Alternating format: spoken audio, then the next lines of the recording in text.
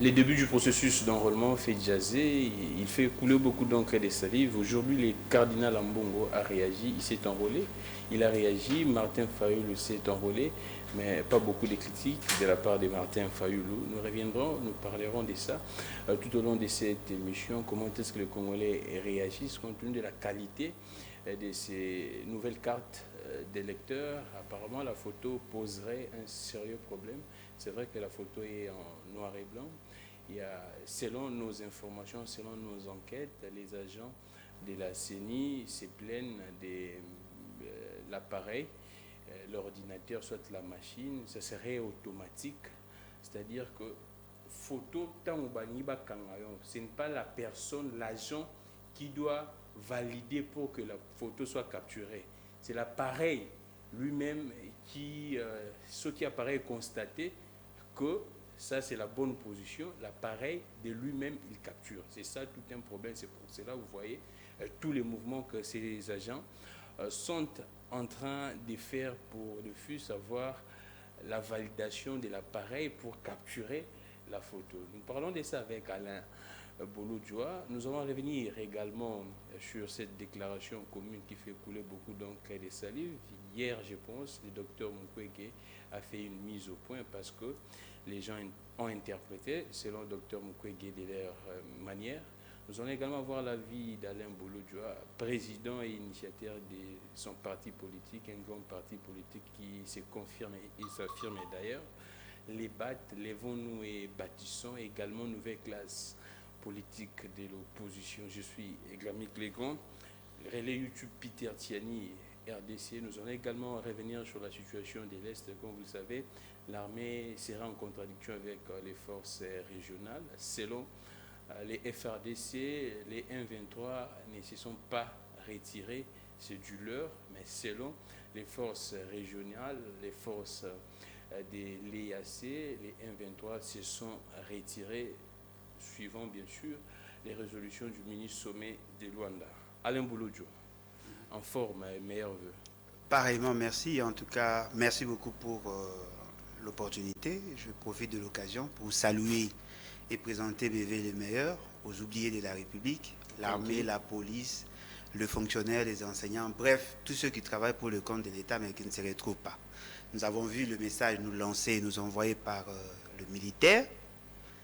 Ils ont reçu 2 kilos de poulet, 5 kilos de riz, alors que nous payons l'impôt, nous payons nos taxes, et nous nous rendons compte que ceux qui prétendent diriger le pays ne font que détourner l'argent. Et voilà, aujourd'hui, nos militaires ne vont pas fêter justement parce qu'il y a des gens qui veulent tout avoir et ne rien laisser pour le peuple.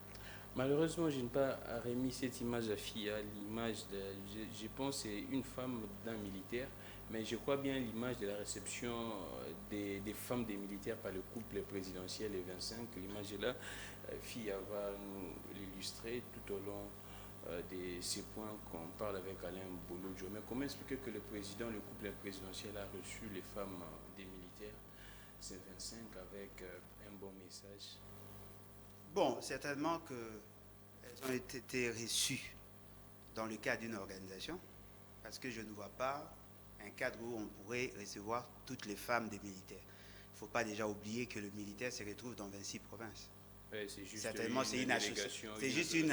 c'est juste une association qui s'est organisée et qui a demandé audience auprès de Maman Denise. Elle, au moins, elle a du cœur, contrairement à l'État congolais, parce qu'avec elle, vous pouvez avoir un carton, vous partagez à deux, mais avec l'État, qui a plus d'argent qu'elle, n'est pas en mesure de prendre en charge le militaire, et pourtant la loi voudrait assez que le militaire soit pris totalement en charge par l'État, parce qu'ils n'ont pas droit de commercer. Voyez-vous?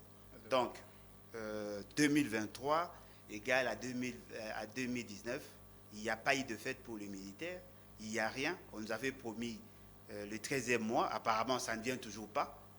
Probablement qu'ils vont le faire le jour de la campagne électorale, probablement. Mais pour l'instant, on ne s'occupe pas des enseignants, on ne s'occupe pas des militaires, justement parce que nous avons des égocentriques à la tête du pays. Madame Boloja, qu'est-ce qui explique que les couples présidentiels reçoivent cette délégation, soit cette association? Est-ce que le couple est conscient que la situation des militaires n'est pas bonne? Parce que pourquoi seulement recevoir cette délégation? Est-ce qu'elle pourrait être consciente que la vie des militaires n'est pas dans une bonne situation? Bon, je crois que vous devez faire la part des choses entre la personne de M. Félix Tshisekedi et l'État. Voyez-vous? Voilà pourquoi j'ai du mal d'appeler certaines personnes chefs de l'État, parce que c'est l'État qui devrait prendre en charge les dépendants de l'armée. Voyez-vous? Ouais.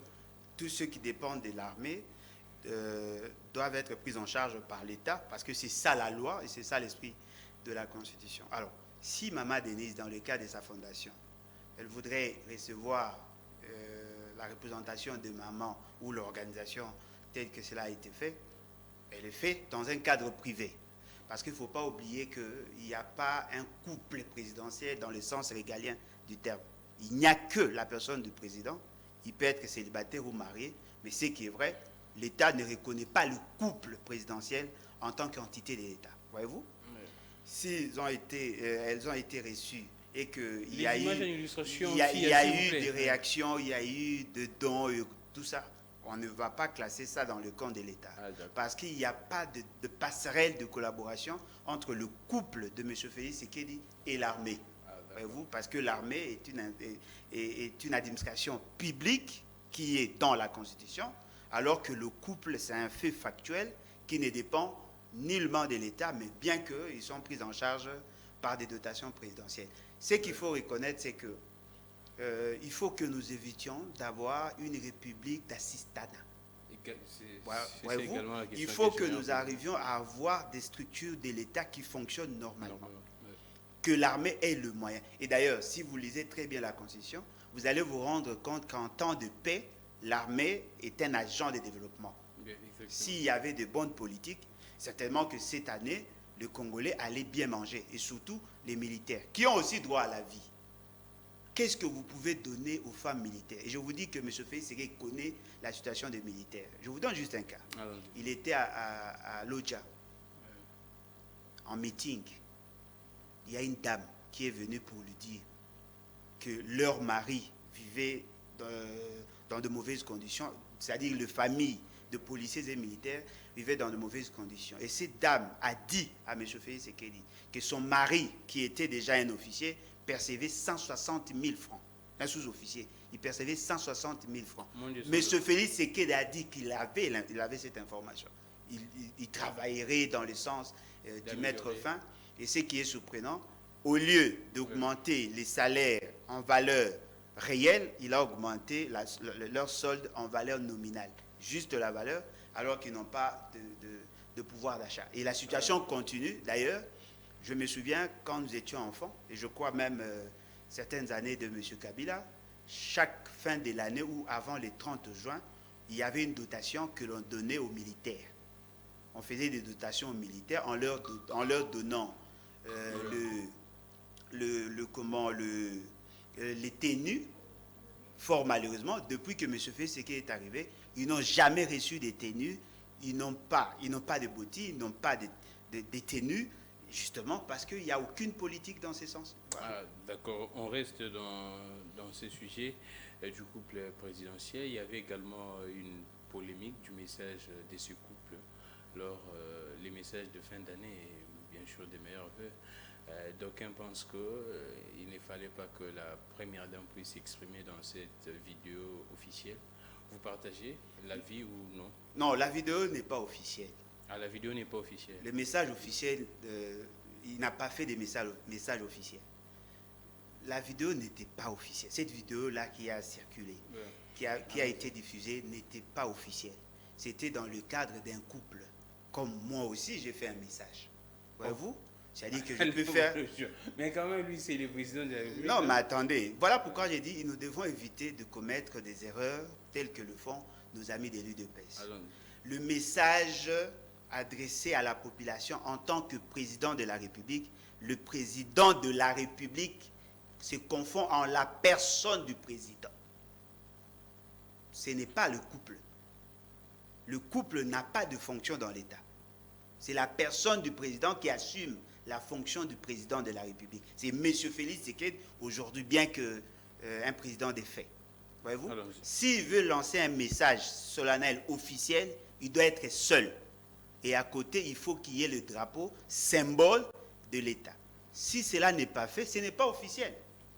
Mais il faut reconnaître que M. Félix Tshisekedi, en tant que Congolais, il peut se mettre ensemble avec Maman Denise, que nous respectons, et lancer ces messages dans le cadre de leur couple. Comme aussi, vous pouvez trouver un pasteur avec sa femme, faire ça, ou moi, par exemple, je peux prendre ma photo, celle de ma femme, j'envoie. Ce n'est pas officiel. Ces messages étaient relayés par le compte officiel de la présidence de la République. Non, mais je vous dis que ce sont des gens de confusion. Ils sont habitués à la confusion. Vous savez qu'ils viennent d'un parti qui est désorganisé. Vous savez que dans leur parti, un secrétaire général peut nommer un secrétaire général. Mais nous, en tant que légaliste... C'est un président ad intérim qui a nommé un secrétaire général. Non, non. Ce n'est pas un président. L'intérimaire garde la fonction, mais il assume la fonction de l'autre. Un directeur qui assure l'intérim de DG garde d'abord sa fonction en tant que directeur, mais il assume l'autre fonction. Et lorsqu'on va parler en termes de salaire, il n'aura pas double salaire, il aura son salaire en tant que directeur, mais la prime en tant que DG. C'est ça l'administration, et fort malheureusement, nos amis sont des incultes dans ces domaines. Ce que je voudrais vous dire, on ne peut pas interdire à un couple de faire un message de vœux à la population. Cela n'a pas un caractère obligatoire parce que ce n'est pas conforme à la Constitution. Lorsque la présidence qui est une administration publique, relaie cette information, ce qui veut dire que dans leur esprit, ils confondent la personne de Félix Tshisekedi qui assume la fonction et la famille Tshisekedi qui est une famille qui dépend du budget de l'État en termes de dotation, mais qui n'est pas une institution. Donc l'institution président de la République n'a pas fait des messages, mais le couple Félix Tshisekedi et Maman Denise ont fait leur message. Donc ça doit être fait dans un cadre privé. Il doit payer la RTNC et les autres chaînes pour faire passer les messages. Si ça entre dans le cadre officiel, ça devient une violation de la loi et surtout de la Constitution parce qu'on profite de sa fonction pour traiter des dossiers privés en tant que président de la République. Donc ces messages-là ne concernent nullement les institutions. C'est un problème de famille, c'est un problème privé. Alors, Alain Bolodjo, nous poursuivons l'émission. Les sujets principaux restent les débuts du processus d'enrôlement.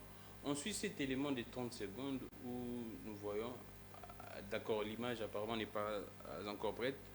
Alain Bolodjo, vous, comment avez-vous observé ces débuts du processus d'enrôlement? Est-ce qu'il y a engouement avant de suivre cet élément? Est-ce qu'il y a engouement, la population est mobilisée, la population est consciente qu'elle doit s'enrôler? Ou bien il y a déjà un sérieux problème de communication pour l'engouement de la population? Bon, moi je crois que nous devons éviter de nous lancer dans des débats émotionnels. Nous devons éviter de nous lancer dans des débats que je considère de primaires.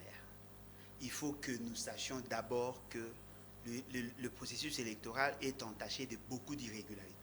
Le processus électoral de manière globale. Voyez-vous? Parce que là, ce ne sont que des effets. Vous parlez de la qualité de l'enrôlement. L'identification et enrôlement des électeurs. Avant d'abord, c'est l'engouement de la population. Est-ce que la population est Non, mais attendez. Vous parlez de l'identification et de l'enrôlement des électeurs. Mais moi, je vous parle de la fixation de grands principes du processus électoral. Parce que déjà, la désignation de la personne des Nanga Junior qui est là n'est pas... Oui, c'est la même chose. Il n'est pas... Non, mais c'est un Nanga Junior. D'après vous? Non, mais c'est un Nanga Junior, c'est-à-dire qu'il est sous la voie des Nanga. Voyez-vous? Déjà là, ça pose problème. Lorsque vous avez M. Chollet, vous avez M. Sonny Kafuta, sont encore vivants, vous disent qu'il y a eu la corruption pour désigner la personne du président. Vous avez le débat qu'il y a eu sur la loi électorale, sur la loi sur la CNI, sur le calendrier électoral. Je ne pense pas que des hommes rationnels pourront déjà parler du processus d'identification et d'enrôlement des électeurs. Parce que le Mais personne... nous sommes déjà là, Alain Non, Boubou. mais voilà pourquoi je Nous vous sommes dis, déjà là. moi je ne suis pas dans cette approche symptomatique. Je ne m'attaque pas aux symptômes. Mais c'est la réalité, Alain Boubou. Non, mais attention, une réalité tronquée. On Cette, fait quoi, alors cette réalité n'est pas réelle Alors, selon l'esprit de la Constitution. on fait quoi alors maintenant? Non, mais voilà pourquoi je vous dis, ceux qui veulent s'élancer dans ces débats-là n'ont qu'à continuer, ils n'ont pas à se lamenter. Moi, je considère qu'il y a eu une sorte de déviation. Le train a déraillé, mais les gens continuent à observer les déplacements de ces trains alors qu'il n'y a pas un mécanisme de freinage. Parce que la personne qui a conçu le train sait que pour qu'il y ait freinage, il faut que le train soit sur les rails. Le pays a déraillé et les gens trouvent que c'est normal. Personnellement, je ne suis pas consommateur de cette politique polluée. Tenez, Allons-y. on demande à la population d'aller s'enrôler au niveau de centres d'enrôlement. Le plus proche. Le plus proche. Mais la cartographie a été rendue publique comment? Quand? Parce que j'ai vu, par exemple à Limité, j'ai vu une école où on devrait procéder par l'enrôlement, et dans cette école, aucune publicité. Personne ne sait qu'on doit s'enrôler là. Il n'y a même pas de pancartes ni d'affiches. Non, mais bien évidemment, parce que ce qui peut attirer, s'il y avait des affiches, les gens pourront savoir que non, voilà, il faut aller s'enrôler. Non, mais il n'y a rien. Il n'y a rien. Il n'y a rien. Il suffit seulement d'être en contact avec quelqu'un, ça se fait de bouche à l'oreille, ce qui veut dire que déjà, il y a une volonté manifeste de gâcher la fête. Vous trouvez en termes de recrutement, les personnes qui ont été recrutées, qui avaient lancé l'appel de recrutement. Mais c'est officiel, non? Non, ça c'était les recrutements de formateurs de formateurs. Mais pour les agents, les OPS, comment cela a-t-il été fait? On a pris dans les familles politiques, on a envoyé des incultes, des gens qui n'avaient aucune notion sur l'équipement. Et d'ailleurs, certains n'ont vu ces équipements qu'un jour avant le lancement des opérations. Ils n'avaient la maîtrise de rien. Et même en termes de qualité de la production. Ça pose problème, parce que déjà, nous voyons la couleur de la photo, ça pose problème. Les gens oublient. Ces cartes-là devraient comporter plusieurs éléments. Des éléments biologiques, c'est-à-dire on doit voir les yeux, la forme de la tête. Il y avait les éléments alphanumériques. Il fallait que nous ayons la date de naissance, les lieux, date de naissance et certaines informations. Si tous ces éléments-là pose problème déjà dans l'impression, certainement que le fichier sera mal constitué. Alors, comment pouvez-vous, vous, en tant que Congolais, savoir que tel est Congolais, tel ne l'est pas? Et lorsque vous prenez, il y a d'autres personnes qui ont dit... Il y a des illustrations déjà qui sont là. Il y a d'autres personnes qui disent qu'il y a un problème de date. Ouais, il y a même des problèmes avec quoi? L'avenue même, parfois on n'écrit même pas. Voilà, c'est-à-dire que on écrit la commune, mais on ne mentionne pas l'avenue. Voilà. C'est-à-dire que dans ces désordres, il y a eu des choses qui ont été faites par précipitation, il y a des choses qui ont été faites de manière préméditée, justement pour vous donner un mauvais fichier électoral, afin de permettre à ce que ceux qui seront démocratiquement proclamés aient la chance d'aller dans ce sens et avoir plus de voix sans qu'il y ait un soubassement légal. Donc, sachez-le très bien, que lorsqu'il y a en antidate un document, ce document n'est pas valide. C'est déjà un faux. Parce que dans la signature, il y a la griffe, il y a le nom, il y a la date. Si la date de la signature ne correspond pas à la date où on a signé, ce qui veut dire que c'est un faux document. Et donc, ça pose problème. Un autre élément, c'est par rapport à nos frères de la diaspora. On a sélectionné 5 pays. 5 pays, oui. Mais peut-être que les gens de la diaspora n'ont pas encore compris. Dans notre diaspora, il y a de ceux qui sont en règle avec l'administration, il y a de ceux qui ont changé de nationalité, exactement. Il y a ceux qui ne sont pas en règle.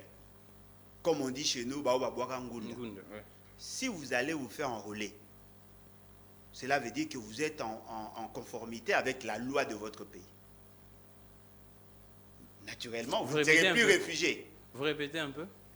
Vous ne serez plus réfugié. C'est-à-dire que si vous allez dans votre ambassade, vous entrez pour obtenir un document. Naturellement, vous n'avez plus les rangs des réfugiés. Vous n'êtes plus un exilé. Naturellement, l'administration de ces pays peut vous retirer tout ce qu'il y a comme avantage. parce que vous êtes en bon terme avec votre gouvernement. Tous ces éléments-là mis ensemble, je vous dis, cher ami, donc, il va se poser beaucoup de problèmes. Là, pour moi, vous êtes en train d'interdire aux combattants, ceux qu'on qualifie de combattants, ceux qui ont l'asile, de ne pas s'enrôler. Non, mais je ne fais que réfléchir. Ce n'est pas à moi de décider. Moi, je vous dis, n'allez pas dans ces processus. Mais quand vous dites ça, c'est... Non, mais j'ai réfléchi. C'est implicitement lancer un message. Non, mais moi, mon message est clair, l'article 64. Je ne fais que réfléchir, je ne fais que tenter de répondre à vos questions. Parce que si vous obtenez votre carte, vous êtes dans le fichier de l'État en tant qu'un citoyen modèle. Naturellement, vous n'avez plus droit aux avantages liés. C'est-à-dire que tous ces éléments-là mis ensemble, ça vous démontre qu'il y a un problème. Il y a un problème de fixation de la période d'enrôlement. D'un mois. Un mois. Nous avons déjà gaspillé combien de temps? Parce que plusieurs jours déjà. Hein. Voilà, ça a commencé... C'est très lent, les samedis. Hein. Voilà, les samedis. Aujourd'hui, nous sommes le mardi. Donc, nous avons déjà consommé 4 jours. Jusqu'à présent, il y a certains centres non équipés, jusqu'à présent. Non identifiés. C'est-à-dire qu'on n'a pas encore identifié là où les opérations doivent se tenir. Alors, je vois les gens aller se faire enrôler. J'ai suivi le commentaire sur l'enrôlement de Papa Mbongo, qui considère qu'il y a des problèmes. Je vois, il y a d'autres personnalités politiques qui se sont fait enrôler. Nous ne savons même pas si leurs images, leur visage était suffisamment clair sur la photo. Ils vont rentrer. Et en fin de compte, vous savez tout ça pourquoi? Parce que nous voulons nous conformer à l'exigence du salon VIP international. Alors, nous allons parler de ça petit à petit. Est-ce que vous-même, vous vous êtes déjà enrôlé? Vous êtes déjà fait enrôler? Ou vous allez le faire? Non, mais pourquoi? Oh, donc Alain Bolo, je ne vais pas s'y faire enrôler. Non, mais pourquoi? Parce que les documents déjà sont faux. Pourquoi devrais-je avoir un faux document dans ma poche? Mais est-ce que vous vous rendez compte de tout ce peuple, ou soit toute cette population qui compterait sur vous, qui penserait que non, je dois voter Alain Bolo, je dois qu'Alain... Non, mais allez-y. Il ne s'enrôle pas. Non, mais allez-y, allez vous enrôler, ce n'est pas un problème. Ce que moi je vous demande, c'est d'enclencher l'article 64. Je ne suis pas consommateur de mauvaises élections où on va consommer près d'1 milliard de dollars pour ne résoudre aucun problème. Je crois que ma position est suffisamment claire. Ceux qui veulent aller s'enrôler peuvent le faire. Je ne peux pas interdire aux Congolais d'aller se faire enrôler, d'aller faire semblant de se faire enrôler. Mais sachez-le très bien que pendant que vous vous enrôlez, les Rwandais le feront aussi. Les Bazombo le feront également. Il n'y a aucune sécurité même. Là où moi je me suis fait enrôler, il n'y a même pas la police, il n'y a rien. Et même sur la carte, c'est facilement, en tout cas on peut pirater la carte même. Je ne sais pas. Mais Alain Bouloudjo, on poursuit. Je ne sais pas si vous aviez suivi cette enquête de nos consoeurs, de la société civile également, qui constatent qu'il y a plusieurs centres fictifs. C'est vrai que vous aviez parlé de ça, mais déjà quand on parle des centres fictifs, il y a même certains qui disent que ce sont des centres médicaux, ainsi de suite. Comment vous réagissez? Aussi longtemps, on nous a présenté Kadima comme un expert. Même Martin Fayulu l'a si bien dit que c'est un expert, il n'y a pas de contestation. Bon, moi je crois qu'il faut que nous évitions de faire des analyses de complaisance. Voyez-vous? Allons-y. Qu'est-ce qu'on entend par expert? Je prends l'exemple de... Il y a un monsieur, je crois, Mbosso, si je n'ai pas oublié. C'est-à-dire qu'il est expert, il s'intéresse aux des questions électorales, mais il n'a jamais organisé les élections. Voyez-vous? Il n'a jamais organisé les élections. Il a été observateur dans plusieurs coins. Il donne des avis techniques sur le processus électoral. Il a la capacité d'anticiper sur ce qui peut advenir.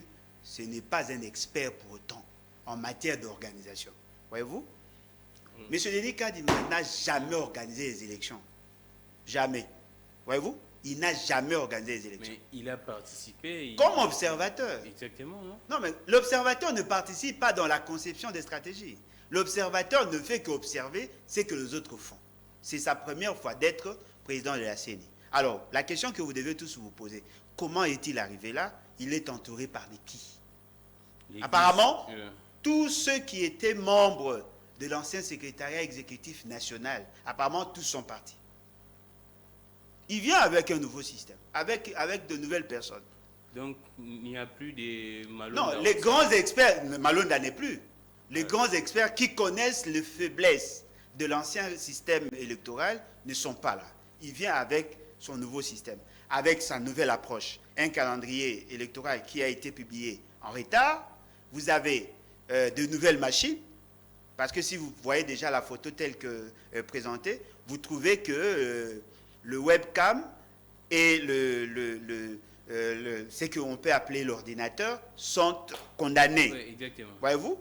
Ça, c'est monobloc. En tout cas. voilà, ça pose déjà problème parce que ceux qui ont eu à travailler dans le temps ne pourront pas l'utiliser aussi facilement. Et vous avez dit ici que la capture ne dépend pas de l'opérateur, mais plutôt de la machine. C'est-à-dire que quand vous vous présentez devant, c'est comme le scannage, vous présentez directement, ça vous prend en photo. Ça vous prend en photo, oui, c'est ça. Si cela peut se faire ainsi, vous pouvez avoir des photos de personnes penchées. Exactement, c'est ça même. Ah, voilà. Ce qui veut dire que tout ce qui est technique, là où on devait sentir son intelligence, on ne l'a pas senti. Vous ne vous posez pas la question, comment est-il arrivé à avoir ces machines-là? Y a-t-il appel d'offres? Y a-t-il présentation des autres offres? Est-ce qu'on a donné la chance aux autres fournisseurs de montrer de quoi ils étaient capables? Est-ce qu'on a confronté ce qui a été proposé ou ce qui a été acheté par rapport à d'autres propositions des autres fournisseurs? Ce qui veut dire que vous vous posez tous de mauvaises questions. Ce monsieur n'est pas un expert en tant que tel, mais il est expert par rapport à la vision RASOP. C'est-à-dire que c'était lui qui était considéré comme expert pour faire l'inventaire ou sinon l'audit du fichier électoral pendant que Etienne Tshisekedi lui revendiquait. Ça n'a rien à voir avec l'expertise sur le plan organisationnel, parce qu'il ne connaît pas l'administration de la CENI. Il n'a jamais géré, il n'a jamais participé dans l'organisation de la CENI. Mais il a un avis technique à émettre. Ça ne fait pas de lui expert dans l'organisation. Il est expert dans le processus électoral en tant qu'observateur. Voilà pourquoi aujourd'hui, vous vous rendez compte, c'est un invertébré incapable de donner, ne fût-ce que... Ça, ce sont les premières opérations. Non, mais il est incapable. Il est incapable d'organiser. D'ailleurs, il a été contredit par le membre de son propre bureau. Voilà, il est incapable. Il n'a pas le sens managérial. Il a recruté par complaisance. D'ailleurs, la plupart des listes lui ont été envoyées. Je ne sais même pas si c'est lui-même, c'est la CENI qui a choisi ses opérateurs ou opératrices. Parce que nous avons vu des vidéos, on se rend compte que le mal reste à venir. Vous n'avez encore rien vu. Alors, on parle de plus de 40% des centres d'inscription fictifs au niveau des Matadi. Je ne sais pas, jusqu'à présent également la CENI n'a pas réagi. Je vais lire cet article, je pense exclusif RDC. La centrale électorale serait-elle en train d'échafauder un NODOP électoral? La CENI serait-elle en service commandé? Aussi invraisemblable que cela puisse paraître, à Matadi, chef-lieu de la province du Congo central, sur un total de 35 centres d'inscription publiés par la Commission électorale nationale indépendante, seuls 22 ont été retrouvés. Là, c'est une enquête de la société civile au niveau de Matadi. Les 13 restants sont des maisons d'habitation. Autrement dit, 37,1% des centres sont fictifs. C'est le constat également. Il y a des sociétés civiles et plusieurs observateurs. Là, je ne sais pas, jusqu'à présent, aucune réaction de la centrale électorale. On ne sait pas si ça pourrait continuer comme ça. Alain Bouloudjo, c'est vrai que les téléspectateurs ont déjà suivi ces images en illustration où nous voyons, et je pense que FIA doit remettre cette image où nous voyons l'agent de la CENI en train de se débrouiller, de se démêler pour prendre la capture d'un électeur ou soit d'une électrice. Vous voyez comment est-ce que ça se passe. Je ne sais pas si je pourrais dire quoi. Les agents n'ont pas été formés, ou soit la qualité de l'appareil. Là, elle se bat pour que la photo, pour que la machine puisse capturer cette compatriote. Je ne sais pas, vous voyez vous-même comment, quelle position elle monte même sur... Non, elle fait l'échographie. Elle cherche à connaître le sexe de l'enfant. Parce que là, Ça, même l'échographie, ça ne passe pas comme ça. Hein, Ça, c'est illégal. Ah, Peut-être c'est sa première fois de toucher à une machine. Oui. Ah, voilà, c'est ça la complaisance. Malheureusement, c'est triste, je ne sais pas quand on voit ces images, quel sérieux, quelle crédibilité qu'on pourrait donner, même les papiers au sol, Non, je ne sais même pas, quelle négligence, quelle crédibilité donner à ces gens de quoi. Non, elle doit être une militante de l'UDPS. Alors, Bolojo, non, je ne crois pas. Non, mais ils n'ont recruté que au sein de leur parti. Est-ce que la formation a été efficace? Non, je vous l'avais dit, ils ont formé de formateurs. Ont-ils pris le soin de former les agents? Il suffit de voir leur propre calendrier, cher ami. C'est-à-dire qu'ils ont fait des choses à la précipitation, justement parce qu'ils se sont fixés une date. La date le plus tôt, c'était le 24. Ils devaient commencer impérativement le 24 pour vous dire qu'ils ont commencé à respecter les calendriers. Mais ça va vous prendre combien de temps? Cette dame-là a pris combien de minutes pour être calculée? Oui, ça prend du temps. Ah, voilà. Il y a également... Le nombre de bureaux ont baissé sensiblement. Le nombre d'enrôlés a augmenté. Oui. Le temps des opérations a augmenté. Par personne, vous pouvez prendre 15 à 20 minutes avec une dame comme ça, même une heure, pour avoir ne fût-ce qu'une carte. Alors, essayez de vous imaginer. Il y aura des recours parce que lorsque vous donnez vos informations, une dame comme ça, qui ne sait même pas taper sur le clavier, elle peut mal écrire votre nom. Lorsqu'on va afficher, vous devez revenir pour qu'on vous reproduise une nouvelle carte. Ça va vous prendre du temps pour constituer le fichier. Je vous dis, il y aura même des mineurs là-bas. Il y aura même des fœtus qui vont se faire enrôler. Le Rwandais, les Ougandais, le Burundais, tout. Il n'y a pas de sécurité même. Non, mais voilà pourquoi je vous dis, pourquoi voulez-vous aller dans de telles élections? On ne contrôle même pas, il n'y a rien, je ne sais même pas. Et vous savez pourquoi on n'a pas déployé les policiers? Il n'y a pas de policiers. Et vous savez pourquoi on n'a pas déployé les policiers? Pourquoi? Justement parce qu'il y a un problème d'argent. Oh. Bien évidemment, la police n'a pas reçu l'argent. Moi, là où je me suis fait enrôler, moi j'ai la carte, il n'y avait aucun policier. Et jusqu'à présent, avant de venir ici, je suis passé par là, il n'y a aucun policier. Je me demande, ça se passera comment? Et puis il y a également un sérieux problème de lumière. Hein. Oh, mais cher ami. Les salles là. Non, la fois passée. n'ont pas de lumière, on doit se battre pour avoir des lumières. Non, mais la fois passée, pour chaque bureau dans le kit, il y avait un groupe électrogène. Cette fois-ci, on fait exception. Mais ce qui est surprenant, le coût le plus élevé, mais la qualité ne suit pas. Monsieur Nanga, Junior vous dit qu'il a un problème. On parle des batteries, non? On parlerait des batteries. Non, mais batterie, oui, mais il faut qu'il y ait l'électricité. Il faut qu'il y ait le groupe électrogène. Parce que s'il pleut, vous allez charger les batteries comment? Si vous voulez utiliser les panneaux. Parce que je me souviens à l'Équateur, là où j'ai vu les gens se faire enrôler, il y avait, non, c'était à Bouende, il y avait le panneau et il y avait le groupe électrogène. Voyez-vous? C'est-à-dire que cette organisation en manque. Or, la qualité de l'homme dirigeant ne pouvait être mesurée que dans l'organisation. Vous sentez tous qu'il y a un problème d'organisation. Il y a un problème de qualité. Alors, dites-moi, il gère quoi? En quoi est-il expert? Alors, si FIA pourrait nous balancer cette image, on voit l'image du président de la République qui a été également critiquée. Je ne sais pas si c'est réellement le président de la République. Il y a certaines personnes qui parleraient de Papi Tamba. Je ne sais pas. Là, c'est John Lungi, notre confrère, qui a dit, quand on voit ces images, est-ce vraiment le président de la République, Alain Bolodjo, ou bien c'est qui? Bon, c'est quelqu'un qui ressemble à M. Félix Sekedi. L'essentiel, c'est d'avoir une carte, je crois.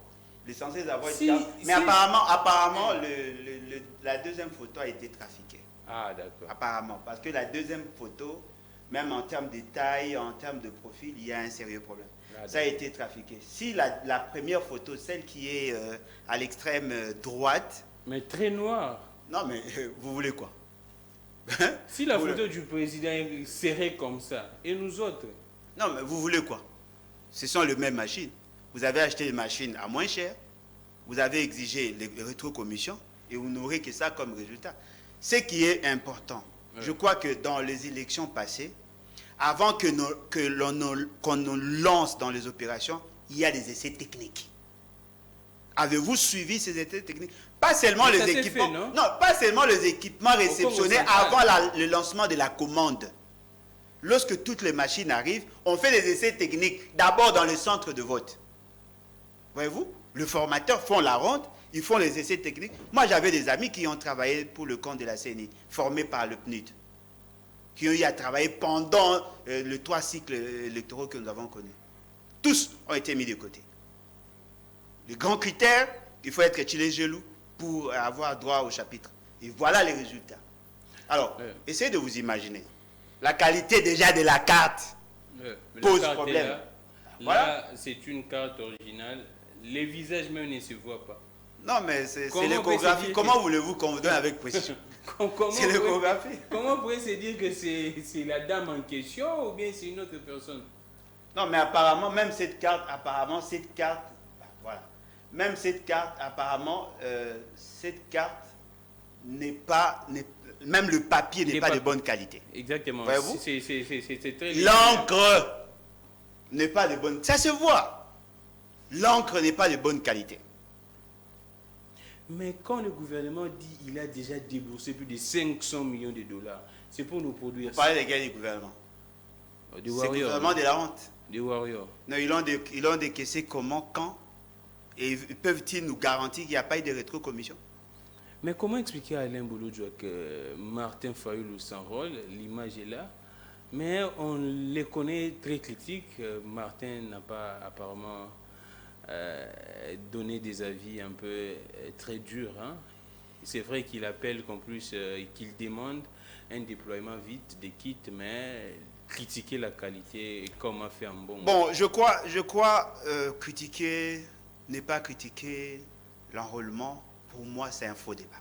Ah, d'accord. Les grands débats, sommes-nous sur les rails? Voyez-vous? Mais apparemment, vous restez seul dans votre logique. Là. Non, je ne suis pas seul. Je suis avec la Constitution. Je ne suis pas seul. Mais quand Fayulu n'est pas là, ici... Non, mais attendez, je ne suis pas seul, je suis avec la Constitution. Si tout le monde sera contre la Constitution, il n'y a pas de problème.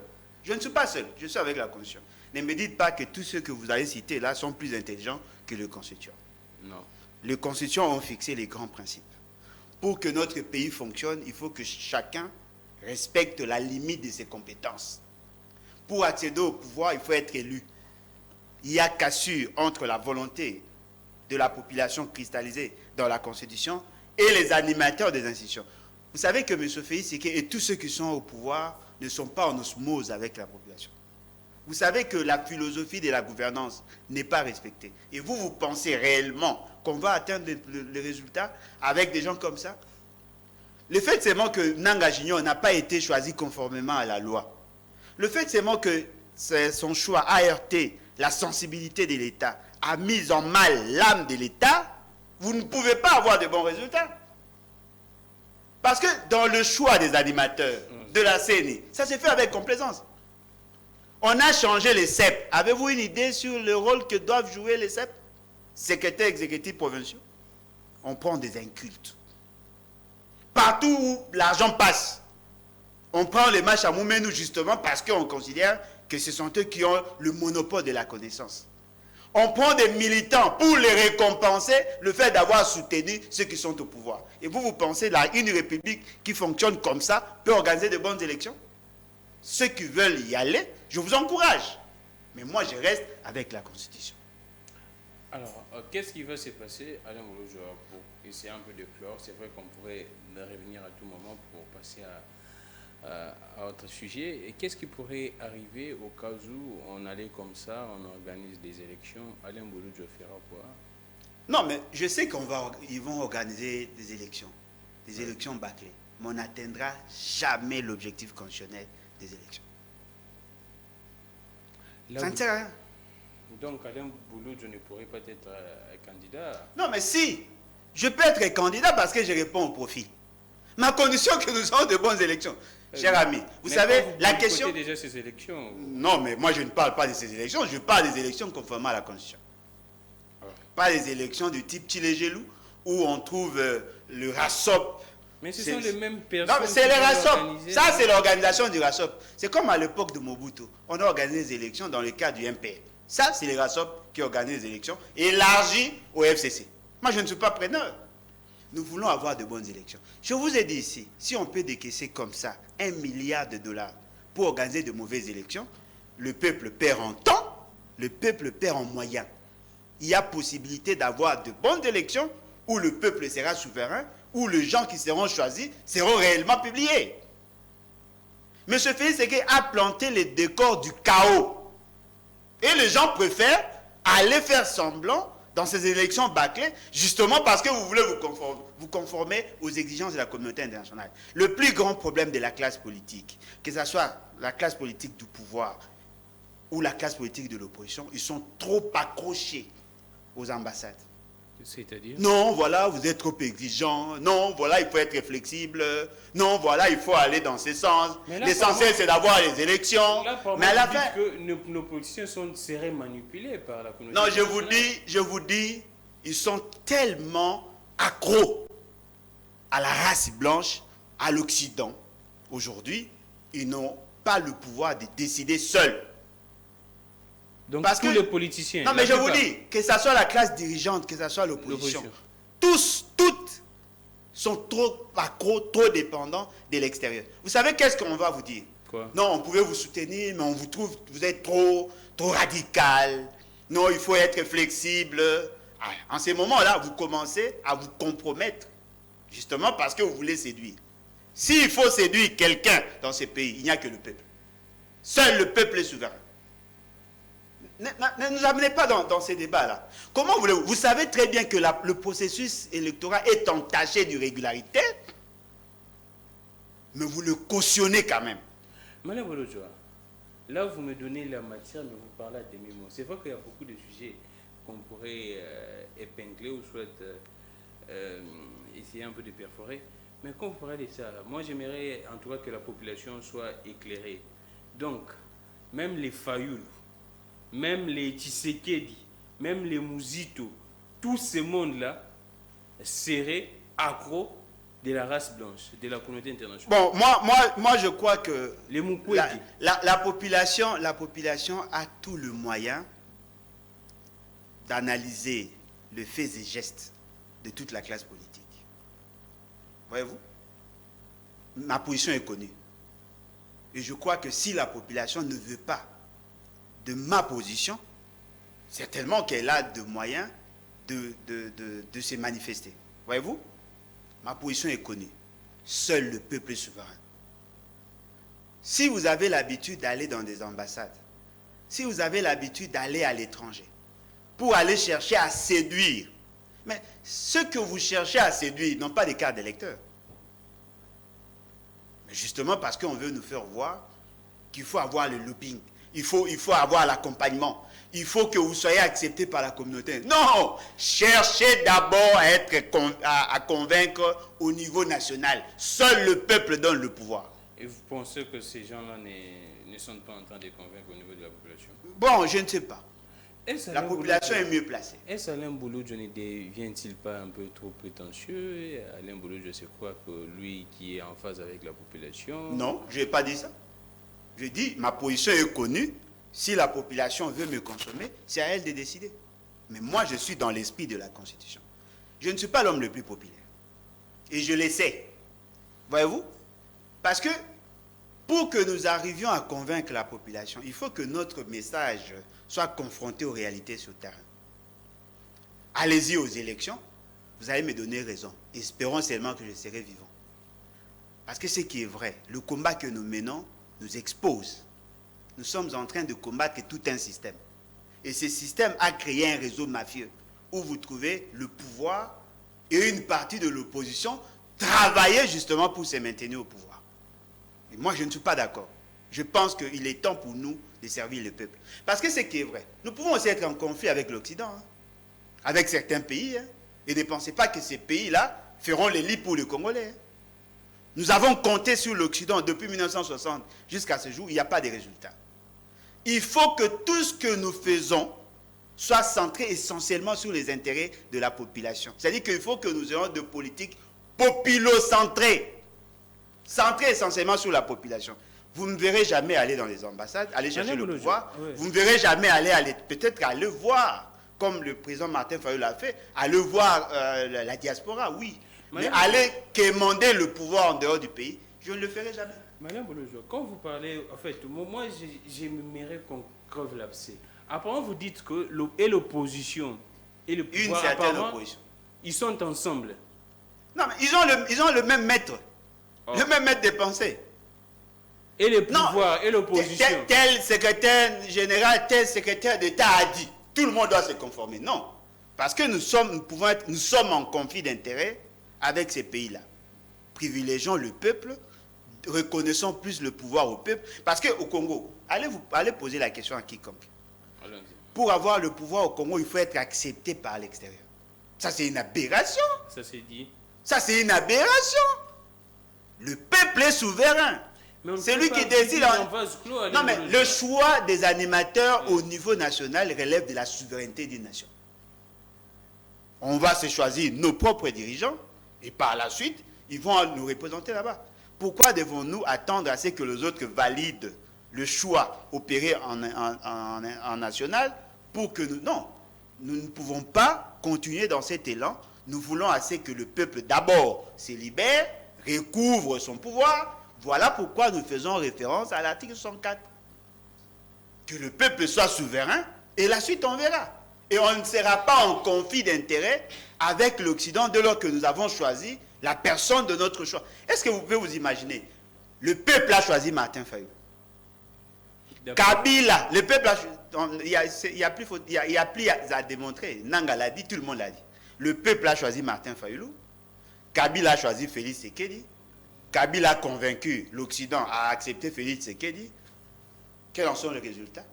Alors, c'est vrai que si on restait dans ces sujets, en tout cas dans ces débats, ça va nous bouffer tous les temps. On passe vite à Alain Bolojoa. Comment vous réagissez face à cette déclaration de Sylvain Ekenge, je pense, les porte-parole de l'armée, qui pensent que ce qui s'est fait, les retraits des M23 au niveau de Kibumba, c'est du leurre? Comment expliquer que les FARDC puissent être en contradiction avec les forces de l'EAC? Parce que les forces de l'EAC étaient avec les M23 pour ces retraits, mais comment est-ce que les FARDC disent que non, c'est du leurre? Bon, moi, je pense plutôt que les FARDC sont en contradiction avec le fameux gouvernement. C'est le gouvernement qui a signé les traités avec EAC. C'est le gouvernement qui a signé les accords avec... Donc l'armée est en contradiction avec le gouvernement, parce que l'armée se fonde sur les dispositions pertinentes de la Constitution. La défense de l'intégrité territoriale, c'est un droit, mais surtout un devoir sacré. Pour céder une partie, pour céder partiellement notre souveraineté, une partie de notre territoire, ça doit passer impérativement par référendum. La Constitution, les militaires ont la Constitution. S'ils soutiennent, ils défendent aujourd'hui la patrie, c'est sur base de cette Constitution. Si la Constitution dit autre chose, et que dans la pratique politique, l'armée constate que c'est autre chose qui est fait, naturellement, l'armée n'est pas obligée de se soumettre aux caprices politiques parce qu'il n'est pas obligé à quelqu'un d'exécuter un ordre manifestement illégal. C'est constitutionnel. C'est constitutionnel, article 28. Voyez-vous? Alors, allez lire la Constitution dans son article 214. Les accords tels que signés là violent l'esprit et la lettre de la Constitution. Vous voulez dire à l'armée que telle zone ne peut pas être dirigée par vous parce qu'il y aurait un accord signé par M. Félix Tshisekedi et sa cohorte qui vous interdit d'exercer votre influence dans cet espace. Mais le soubassement constitutionnel n'existe pas.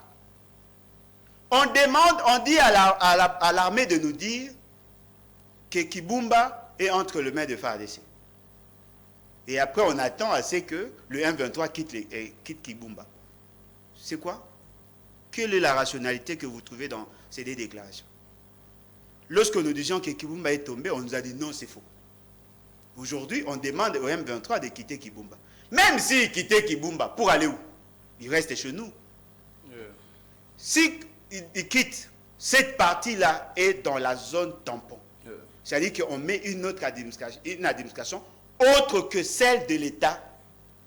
Une organisation que nous venons à peine d'entrer va gérer notre espace. Naturellement, on a triple autorité dans l'État. C'est en violation de l'esprit de la Constitution. Et l'armée a l'obligation, le devoir sacré, de défendre cette intégrité territoriale. naturellement, cette armée va se heurter avec la volonté de la classe politique dirigeante. Mais qu'est-ce qui va se passer si ces contradictions se poursuivent? Parce que là, selon l'armée, les M23 vont aller par Saké, Massis et ainsi de suite pour revenir et faire une autre attaque.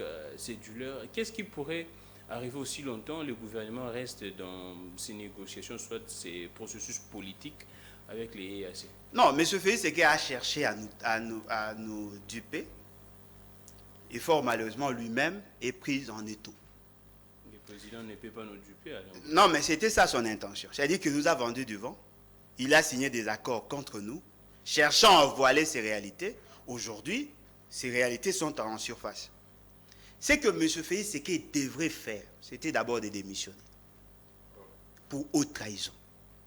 Voilà, j'ai pris des engagements avec des organisations dont l'objectif essentiel, c'était de mettre en mal les intérêts de la République.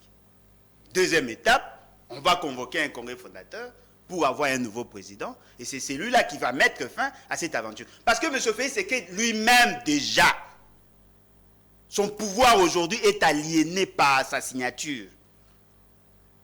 Étions-nous obligés d'aller dans l'EAC? Étions-nous obligés de faire appel à ces troupes chez nous? Étions-nous obligés de signer l'accord permettant à EAC d'occuper l'espace sans qu'il y ait un chronogramme?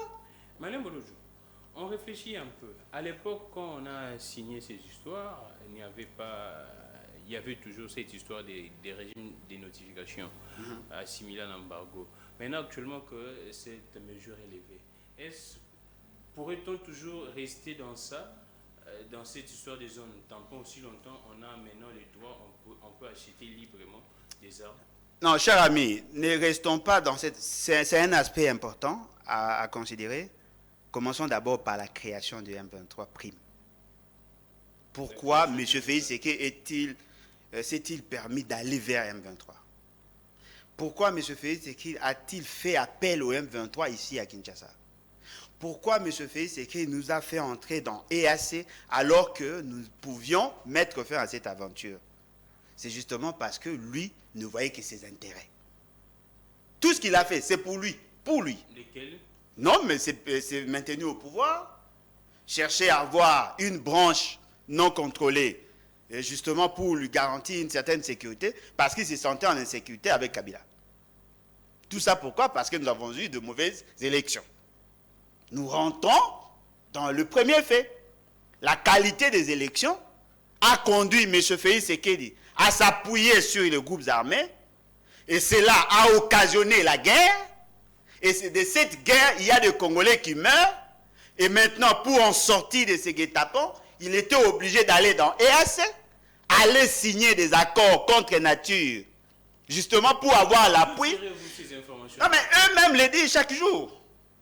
Mbata vous a dit. Pour dire que non, nous étions en insécurité, il fallait... Non mais attendez, Mbata vous a dit qu'ils ont reçu le M23 ici, non? Mais pas pour des raisons que vous... C'était en 2020. C'était en 2020, cher ami.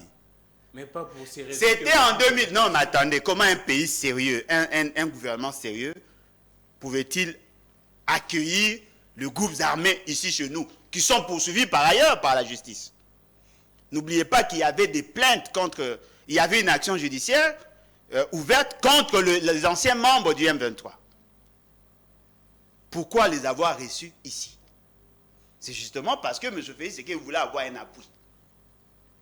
Et c'est de cet appui que nous sommes arrivés à la guerre. Au lieu de chercher à résoudre, à détruire le monstre que lui-même a pu créer, il nous a amenés dans EAC où vous trouvez le pays qui intervient dans cette guerre. Les acteurs majeurs de la guerre qui se retrouvent là, nous signons là-bas. Et nous cédons une partie de notre souveraineté à ces gens. C'est-à-dire qu'au moment où nous parlons, M. Félix Séké n'est chef de l'État ou président de la République que dans une autre partie.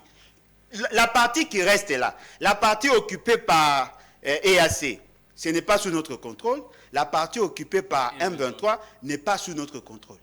Alors dites-moi, il gère quelle république? Ce n'est pas la République démocratique du Congo où il y a 2 345 409 km². Et vous pensez à un monsieur comme ça peut être solution? Alors, je ne pense pas. Le temps nous fait un peu défaut. Et maintenant, qu'est-ce que vous pourriez dire à cette population de l'Est surtout, et qui se désespère de plus en plus et qui pense que apparemment les histoires ne marchent pas comme ils sont en train de souhaiter, ces peuples? Non, mais je l'avais déjà dit. Toute solution plus faillie, c'est qu'elle est égale à zéro. C'est ce qu'on appelle les zéros de la fonction. Il faut répéter un peu toute solution plus faillie, c'est qu'elle est égale à zéro. C'est la nullité. Lorsque je dis à la population, attention, aujourd'hui, le pouvoir de M. Félix Tshisekedi apparaît comme un enfant envoûté à qui on donne un couteau. Il faut que vous vous rassurez que cet enfant a toutes ses facultés.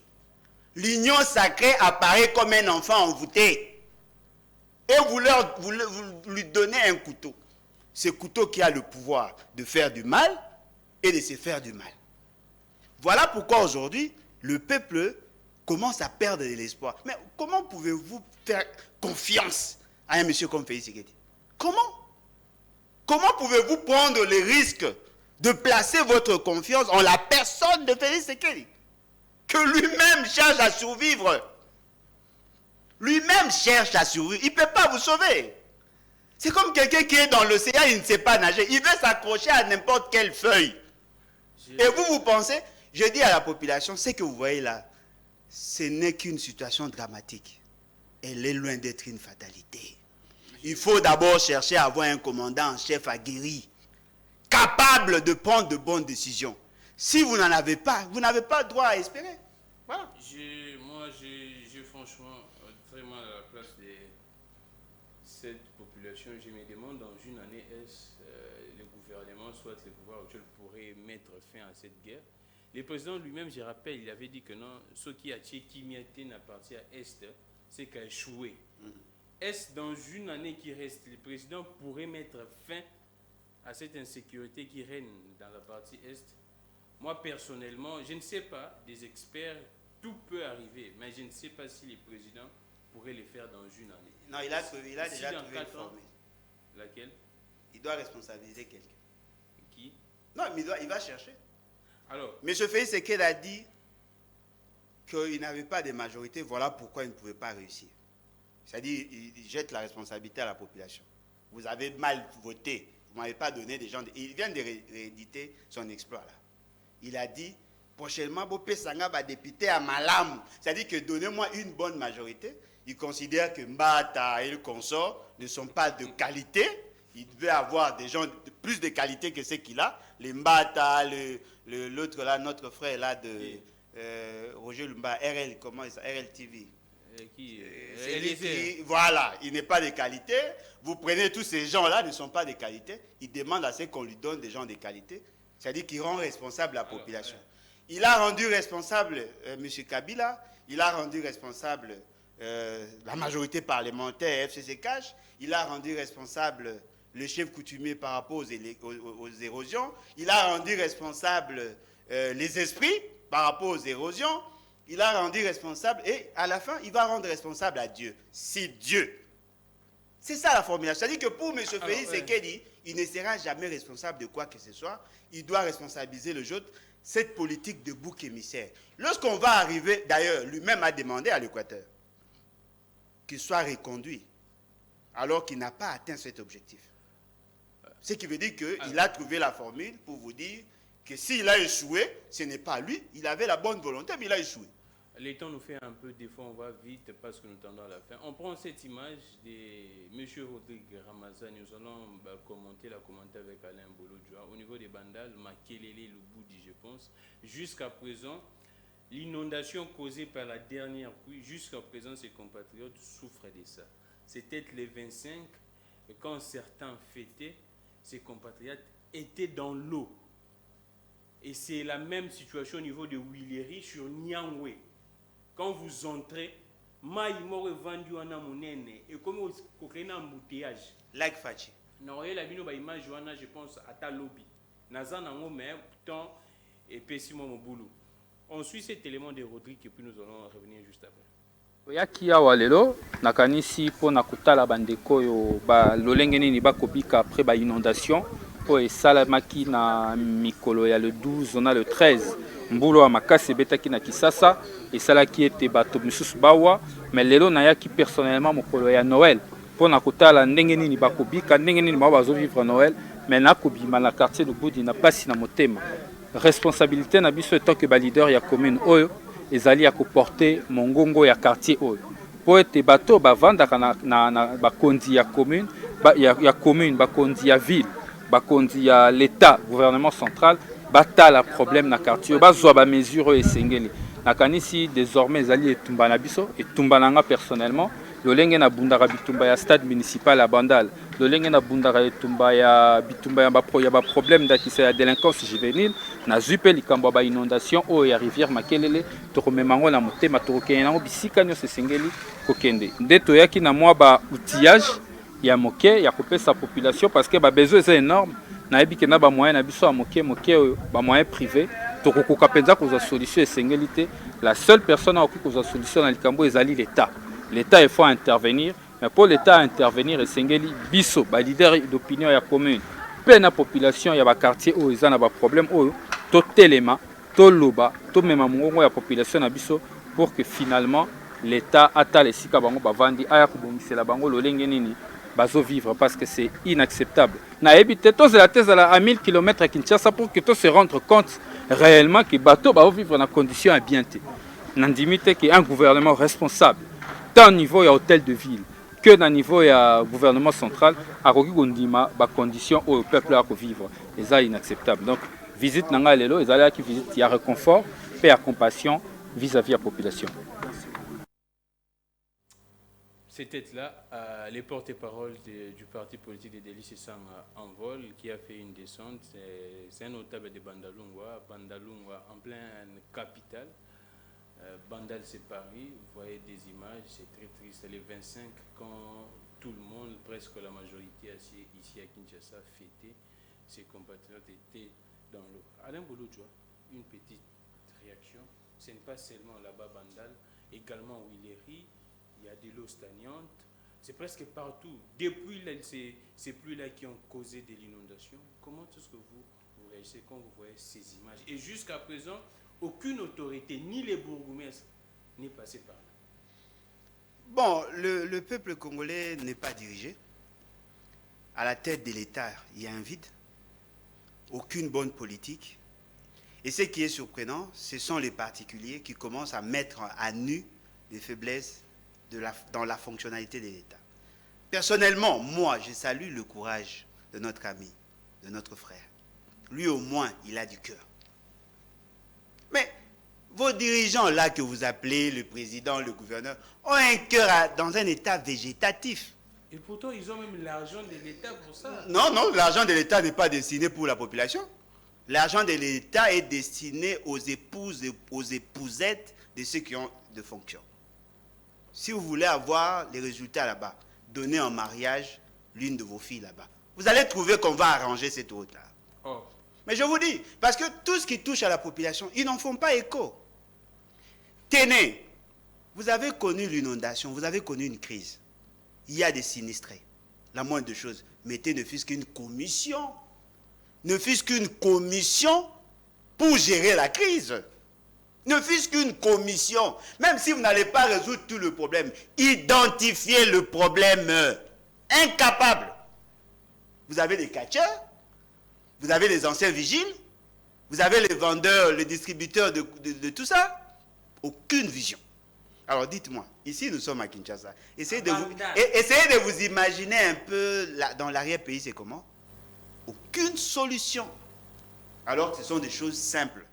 Et ce qui est aberrant, dans ces quartiers-là, peut-être ils ont un problème de l'eau potable. Dans le robinet, il n'y a pas d'eau. Mais dans les rues, il y a l'inondation. Justement parce qu'il n'y a aucune politique. Il y a possibilité de résoudre ces problèmes-là. Et d'ailleurs, comment de Congolais peuvent-ils vivre dans de telles conditions alors qu'il y a possibilité de mettre en place de politiques pour permettre à ceux qu'ils vivent décemment? C'est constitutionnel. Et moi, je les dirais, non loin de là, Patrick Mouya habite là-bas. Patrick Mouya, il est porte-parole du gouvernement. Non loin de là, il habite là. Non, il est porte-parole du gouvernement, il n'est pas lié à l'État. Il n'est pas lié à la population. Pour lui, l'essentiel, c'est d'avoir son salaire. Pour lui, l'essentiel, c'est d'encenser M. Félix Tshisekedi. Et ce qui est aberrant, le gouverneur en dit, il faut qu'ils doivent muer ce qu'ils appellent l'union sacrée en plateforme électorale pour que M. Félix Tshisekedi soit maintenu. Mais pour quel résultat? Et ce qui est très grave, vous allez voir, les habitants de Bandal, peut-être jeter leur dévolu sur les candidats de l'union sacrée qui sont déjà incapables de résoudre leurs problèmes. Voilà les jeunes courageux que nous voulons. Voyez-vous? Je pense que les Congolais doivent se ressaisir. Il y a Godin Poyi également qui est là-bas. Son église est tout près de ces quartiers. Le président de la première institution de la ville de Kinshasa. Et vous pensez qu'il a le temps de parler de pauvres? Ils ont horreur de pauvres. Au lieu de combattre la pauvreté, ils préfèrent combattre les pauvres. Si ça dépendait d'eux, ils devraient plutôt casser toutes ces maisons et laisser le maman dormir sous la belle étoile. Parce que leur problème, ils ne veulent pas voir le pauvre. Vous savez que Godin Poya a participé dans la destruction du grand marché. C'est lui qui a donné l'avis favorable par rapport aux enquêtes parlementaires de l'Assemblée provinciale. Il n'y a pas de résultats. A-t-il déjà eu le réflexe de convoquer le gouverneur? Il y a combien de victimes comme ça? On a enterré de morts, oui, mais qu'est-ce qu'on fait de vivants? Quelles sont les mesures que nous avons prises aujourd'hui pour que nous anticipions sur des éventuelles crises? Parce que la crise peut encore ressurgir. On peut connaître le même fait. Cette maman-là n'a-t-elle pas droit à la vie? Alain Boulodjoa, on finit vite par cette actualité. La déclaration commune, Martin Fayulu, Matata Ponyo, Mukwege. C'est vrai que des réactions se soulèvent de partout. Vous, comment avez-vous appris ce qui s'est passé là? Bon, j'ai vu le document circuler. Je crois que l'aspect sécuritaire, ça m'intéresse. Pour le reste, je jette. Oh. L'aspect sécuritaire m'intéresse. On parle de la récomposition de la CENI. Non, je ne suis pas... Non. La cessation des poursuites contre vous parlez à qui? Matata Ponyo. Non, vous parlez là. Il parle à qui? À M. Félix Tshisekedi. Ils attendent M. Félix Tshisekedi, qu'il fasse quoi? Qu'il revienne sur sa mort politique. Pensez-vous vraiment que M. Félix Tshisekedi peut aller dans le sens d'aller réformer la CNI, changer les animateurs de la Cour constitutionnelle? Lorsque moi je leur demandais de faire recours à la rue, parce que je savais que plus vous continuez dans cet élan, plus la situation va se cristalliser, s'enquister. M. Félix Tshisekedi a gagné de l'espace. Lorsque je disais attention, vous faites les lits pour M. Félix Tshisekedi, il fallait plutôt recourir à la rue. C'est le peuple qui a la clé. On a considéré que j'étais extrémiste. Et aujourd'hui, vous voulez demander à M. Félix Tshisekedi de changer la Cour constitutionnelle, de changer la CENI. C'est comme vous voulez demander à M. Félix Tshisekedi de faire ce qu'on appelle l'euthanasie. Vous voulez qu'il tue l'UDPS? Sans tricherie, l'UDPS n'a pas de sens. Sans tricherie, l'Union sacrée ne va plus exister.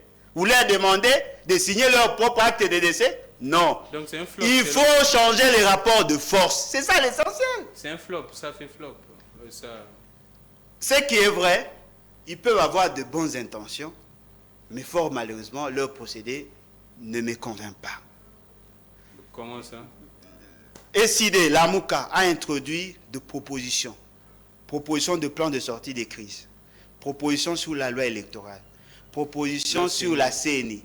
Propositions sur le calendrier électoral.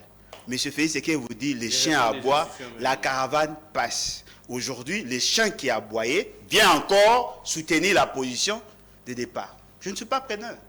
Sur la question sécuritaire, oui. Mais sur la question de la CENI, je ne suis pas preneur. Il faut changer les rapports de force. On ne peut pas prendre toute une république en otage pour soutenir Félix Tshisekedi. Et comment vous, particulièrement, vous jugez ces rapprochements entre Matata, Fayulu et Mukwege? Non, le rapprochement en soi n'est pas mauvais. C'est vrai que Mukwege dit que non, je reste dans la société civile, ce n'est pas dans les cadres... Oui, c'est un acteur majeur. Matata a la technicité, mais Fayulu a la constance. le trio là, ça fera très mal. Ouais. Ils vont certainement s'élargir. Je vous demande, je vous fais cette demande. À qui? Ne soyez pas avec Kabila. Oh. Surtout pas Kabila. Vous interdisez? Non, non, c'est juste un conseil. Pourquoi? Faites des alliances avec tout le monde, sauf avec Kabila, sauf avec Félix Tshisekedi. Pourquoi? Parce que le problème que vous voulez résoudre a été créé par ces deux-là. Mais les personnes changent, non? Non, Kabila ne veut pas. A-t-il changé sa coiffure? Oh. Kabila ne peut pas changer. Hein? Est-ce que vous pouvez vous imaginer? Il a jeté en pâture le combat de tous les lumumbistes. Justement parce qu'il voulait faire plaisir à M. Félix Tshisekedi. Même si on avait vraiment soutenu son départ, mais on ne peut pas remplacer M. Kabila par M. Félix Tshisekedi. En tout cas, non. Le fait seulement qu'il a fait ça, en violation de la volonté de la population, M. Kabila ne mérite même pas le pardon du peuple. Sa place, vous la connaissez. C'est où? Non, mais il y a plusieurs prisons, vous pouvez choisir. Oh. Il y a plusieurs prisons, Makala, Boulou, tout ça. Non, mais si c'est méconduit, ça passe à la prison. C'en est fini pour aujourd'hui. Alain Bolodjoa, l'actualité chez vous, pour finir. Les BAT, vous organisez quoi? Bon, au niveau du parti, nous continuons avec nos réunions, parce qu'on a eu à faire des activités de formation. Mais moi, personnellement, dans le cadre de nul n'a le droit d'être heureux seul, je veux faire... Vous êtes heureux maintenant? Non, je ne veux pas être heureux seul. Nul n'a le droit d'être heureux seul.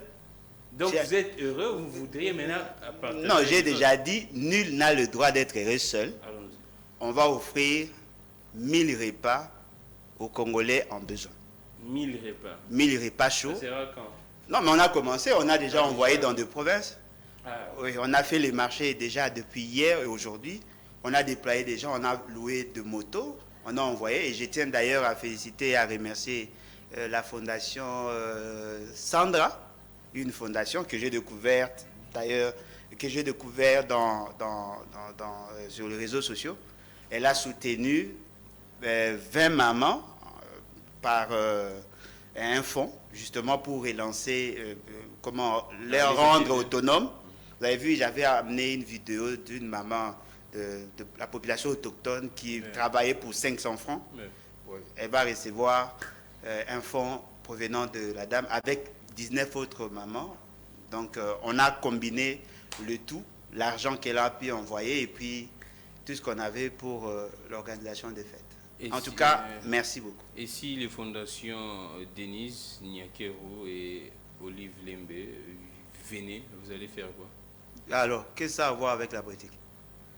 Ah, donc vous êtes d'accord? Non, mais si elle ne me donne pas, elle donne à une autre personne, qu'est-ce que ça a à voir avec ma politique?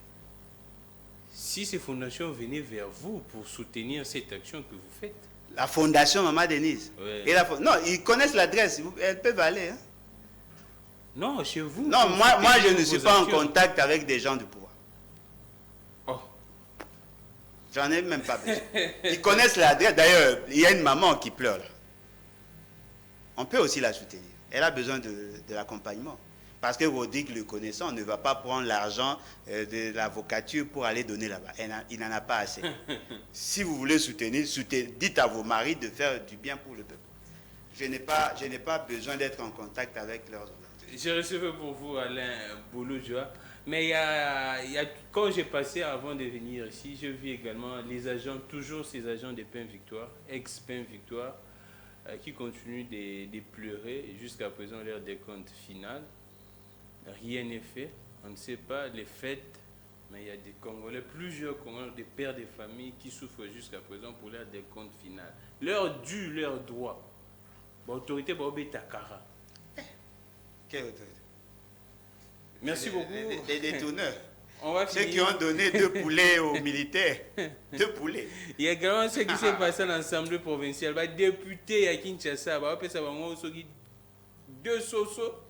Na moulangi moko ya huile, un bidon d'huile à partager 2 députés. Et bah députés des députés. Alors on finit avec cette image où on voit les célèbres conteurs congolais et Pichi Banda qui témoigne sur les niveaux d'études de M. Moïse Katumbi. Je pense que je vous retrouve prochainement. Moïse Katumbi. Et il n'y a personne pour témoigner en faveur de Je ne sais pas. Là, c'est le compteur Pichi Banda qui dit qu'il fut professeur de Moïse Katumbi en 4e des humanités, 4e, 5e, 6e. et 6e. J'ai suivi, oui. Au niveau du gang Katang. En tout cas, c'est parmi les Congolais respectés et respectables. Lui, il dit que il est sûr de ça. Autre parcours, après ça, là, il n'a pas vécu avec Katumbi pour certifier. Mais ce qui est de son diplôme d'État, il peut certifier parce qu'il fut son professeur dans une école catholique très sérieuse. Vous suivez Pichi Banda. Je vous retrouve prochainement. Nos programmes restent les mêmes. Relais YouTube, Peter Tiani, je suis Gamik Légan. Nous continuons en tout cas à suivre comment est-ce que cet enrôlement se poursuit. Et nous allons vous donner beaucoup plus de détails jusqu'à ce qu'un mois, la durée va être épuisée si le processus se fera toujours de bonne manière ou non. Je vous laisse entre les mains de Fia Lungela pour suivre cette image de Pichi Banda. Et puis, moi je retrouve prochainement que les dieux de toutes les inspirations continuent de vous inspirer et de nous inspirer également. J'ai recevé pour vous Alain Boulodjoua, initiateur et président de ces grands partis politiques, lèvons-nous et bâtissons, bien qu'à Bois qui s'appelle Nouvelle Classe Politique de l'Opposition. Il ne parle plus de ça. Il ne parle plus de ça, c'est mal les bâtis. Merci beaucoup. Ensuite, cet élément, on se retrouve prochainement. Oui, c'est vrai, j'ai donné cours à Moïse Katumbi. Mais attendez, quand je dis j'ai donné cours à Moïse Katumbi, permettez-moi quand même. J'ai déjà vu un ministre qui dit que les gars là, il n'a pas étudié. Alors quand j'entends qu'il n'a pas étudié, que c'est un primérien, que ceci et cela, je me dis, mais est-ce que c'est le même que moi j'ai eu élève pendant 3 ans, 4e, 5e, 6e, qui a eu le diplôme d'État? Oui, oui. Est-ce que c'est le même ou est-ce que c'est un autre? Tu vois, à ce moment-là, je peux quand même témoigner et dire non, si c'est celui-là dont vous parlez, je peux vous dire que je l'ai eu comme élève en 4e, 5e, 6e. Je peux témoigner et dire qu'en telle année, je sais qu'il a eu un diplôme d'État. Le reste, je ne connais pas parce que je n'ai pas habité avec lui.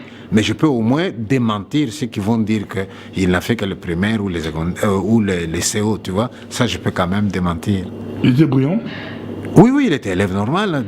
C'était une école de bénédictins. Moi, vous voyez ces écoles de catholiques un peu reculées entre la route, tout près de Likassi, à plus ou moins 40 km, il y avait un village qui s'appelle Kapoloé, avec le lac Tchangalele. C'était une école de bénédictins. Et vous savez très bien que chez nous, les meilleures écoles, ce sont ces écoles-là.